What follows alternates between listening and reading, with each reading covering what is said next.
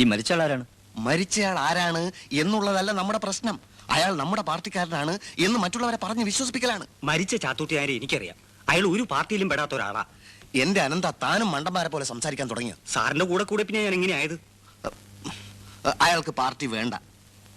നമുക്ക് കൈവന്നിരിക്കുന്നത് ഒരു സുവർണാവസരമാണ്. അത് പരമാവധി നമ്മൾ മുതലെടുക്കണം. എങ്ങനെ സാർ, അയാളെ നമ്മുടെ പാർട്ടിക്കാരനായി ചിത്രീകരിച്ചാൽ അയാൾ ആരാ? നമ്മുടെ രക്തസാക്ഷി. INSP കാർ മൃഗീയമായി കൊല ചെയ്ത നമ്മുടെ രക്തസാക്ഷി. തെരഞ്ഞെടുപ്പിൽ തോറ്റതിന്റെ ക്ഷീണം ഈ ഒരൊറ്റ രക്തസാക്ഷിയെ കിട്ടുന്നതോടുകൂടി തീരും. RDPയുടെ ചുവന്ന കൊടി പുതപ്പിച്ചുകൊണ്ടുള്ള ശവയാത്ര ഈ നാടിനെ പ്രകമ്പനം കൊള്ളിക്കും. INSP കാരെ നാട്ടുകാർ വേട്ടയാടും.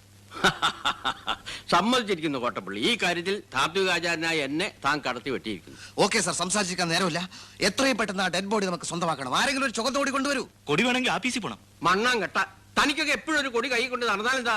പെട്ടെന്ന് ഇങ്ങനെ ഒരു രക്തസാക്ഷിയെ കിട്ടി അപ്പൊ നമുക്ക് പൊതിപ്പിച്ചൂടെ? ഓക്കെ, പെട്ടെന്ന് ഒരു കൊടി കൊണ്ടുവാ.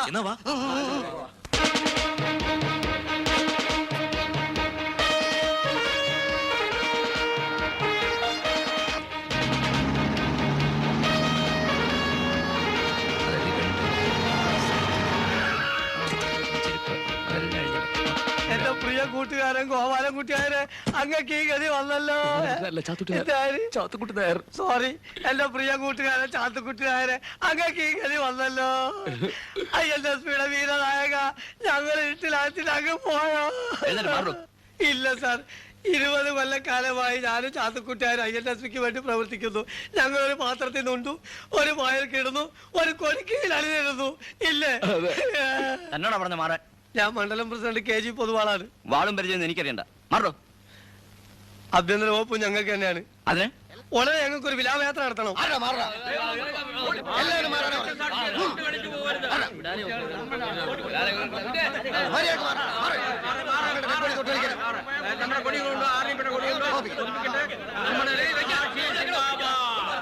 ഞങ്ങളുടെ ഡെഡ് ബോഡി തൊട്ടുപോലും.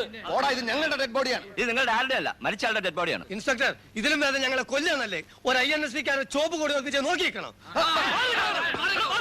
ശവങ്ങൾ ഇനിയും വീഴട്ടെ. അഹിംസ ഞങ്ങൾ എന്നെ കൈവിട്ട് കഴിഞ്ഞു. ഞങ്ങളെ ഡെഡ് ബോഡി തൊട്ട് കൊന്നുകളയില്ലാത്തേ.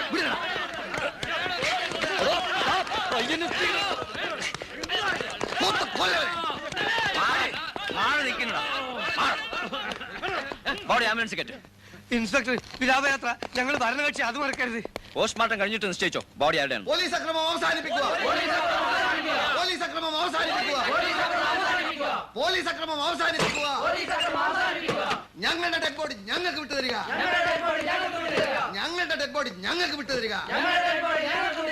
RDP സിന്ദാബാദ്. RDP സിന്ദാബാദ്. RDP സിന്ദാബാദ്. ചലോ ചലോ ഹോസ്പിറ്റൽ. ചലോ ചലോ ഹോസ്പിറ്റൽ. ഞങ്ങളുടെ ഡെഡ് ബോഡി ഞങ്ങൾക്ക് വിട്ടുതരിക.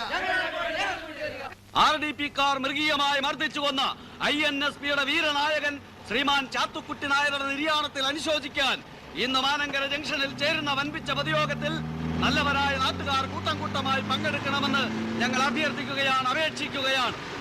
RDPക്കാരായ ചില ആളുകൾ അവരുടെ പതാകയായിട്ട് ആസ്പത്രിയിൽ നിലവിളിച്ചുകൊണ്ടിരിക്കുന്നുണ്ട്. പക്ഷെ മോർച്ചറിയിൽ വെച്ച് തന്നെ INSPയുടെ കൊടി പതിപ്പിക്കാനുള്ള എല്ലാ ഏർപ്പാടും ചെയ്തിട്ടുണ്ട്. ശവം മോർച്ചറിയിൽ നിന്ന് ഇറങ്ങുന്നുണ്ടെങ്കിൽ അത് INSPയുടെ കൊടി പതിപ്പിച്ചിട്ടായിരിക്കും. അതെ, മന്ത്രി എന്ന നിലയിൽ സാർ ഇത്ര ചെയ്യണ്ടു. എല്ലാ പത്രക്കാരും വിളിച്ച് INSP പ്രവർത്തകന്റെ മരണ വാർത്ത അറിഞ്ഞ് ഞാൻ ഞെട്ടി എന്ന് പറയണം. ബാക്കി ഞങ്ങൾ ഏറ്റു. പറ്റുമെങ്കിൽ ഈ പ്രദേശം വരെ വന്ന് സംഭവം ഒന്ന് ചൂടാക്കി തരണം. എന്താ എങ്ങനെ തിരക്കോ? എന്താണ് മന്ത്രി സാറേ, നമ്മുടെ പാർട്ടിക്ക് ഒരു രക്തസാക്ഷിയെ കിട്ടുന്നതിലും വലിയ തിരക്കൊന്നും ഇപ്പൊ തിരുവനന്തപുരത്തില്ലല്ലോ. ഇല്ല, പ്രതികളൊക്കെ ഒളിവിൽ പോയി. Okay okay okay sir, Bharat Mata കി ജയ്. ഇരുന്നോളൂ. ഇന്നലെ നിങ്ങളൊരു പ്രതിയായിരുന്നു, ഇന്ന് നിങ്ങൾ അതല്ല. പോസ്റ്റ്മോർട്ടം റിപ്പോർട്ട് വന്നപ്പോ മരണം സംഭവിച്ചത് അടികൊണ്ടോ കുത്തുകൊണ്ടോ അല്ലാന്ന് വ്യക്തമായി. അതെ, മരണകാരണം ഹൃദയസ്തംഭനമാണത്രേ. 3-4 പ്രാവശ്യം അറ്റാക്ക് വന്ന ആളാണത്രേ മരിച്ച ചാത്തുക്കുട്ടി നായർ. ഒരാളുടെയും വിരലടയാളം പോലും ആ ദേഹത്തുണ്ടായിരുന്നില്ല. അങ്ങനെ കൊലക്കേസിലെ പ്രതികളേ അല്ലാതായി. രാഘവേട്ടനൊരു യോഗം ഉണ്ടായിരുന്നു ലോക്കപ്പിൽ കിടക്കാൻ, അത് കഴിഞ്ഞു എന്ന് കരുതിയാൽ മതി. മിസ്റ്റർ നായർ, ഇവിടെ ഒന്ന് ഒപ്പിട്ടേക്കും.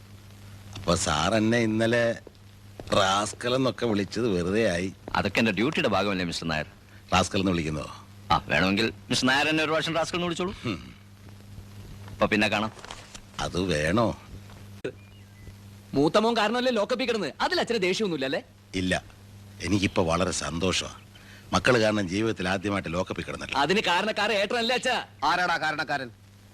പോലീസിനെ സ്വാധീനിച്ച് ഉത്തമന്റെയും കൂട്ടരുടെയും പേരിൽ കൊലപാതക കുറ്റം ചുമത്തിയത് ആരാന്നാ ചോദിച്ചത്? നാറികൾ. ഇപ്പൊ എന്തായി? അയാൾ ചത്തത് ഹാർട്ട് അറ്റാക്ക് കൊണ്ടാണെന്ന് തെളിഞ്ഞില്ലേ? മരിച്ചു കിടക്കുന്നത് ഞങ്ങളുടെ സഖാവാണെന്നും പറഞ്ഞ് ചുവപ്പ് കൂടി പുതപ്പിക്കാൻ പുറപ്പെട്ട കോമാളികൾ എന്തിയെ ഇപ്പൊ നിങ്ങൾക്ക് ശവം വേണ്ടേ? വേണ്ട, ഞങ്ങൾക്ക് ശവം വേണ്ട. നിങ്ങൾ എല്ലാ ശവങ്ങളുടെയും കൂടെ ഒരു ശവം കൂടി ഇരിക്കട്ടെ. സൂക്ഷിച്ച് സംസാരിക്കണം. പോടാ പുല്ലേ. ജംഗ്ഷനിലേക്ക് വാ, വാ കാണിച്ചു തരാം. ജംഗ്ഷനിൽ വെച്ച് ചലിച്ചാൽ നീ വിവരം അറിയും. അച്ഛാ, ഞാനൊരു നിരപരാധിയെ രക്ഷിക്കാൻ ശ്രമിച്ചു. മറ്റൊരു നിരപരാധിയായ അച്ഛൻ ലോക്കപ്പിലായി. ഇതാണ് ഇവിടുത്തെ വ്യവസ്ഥിതി. We are living in a very cruel society.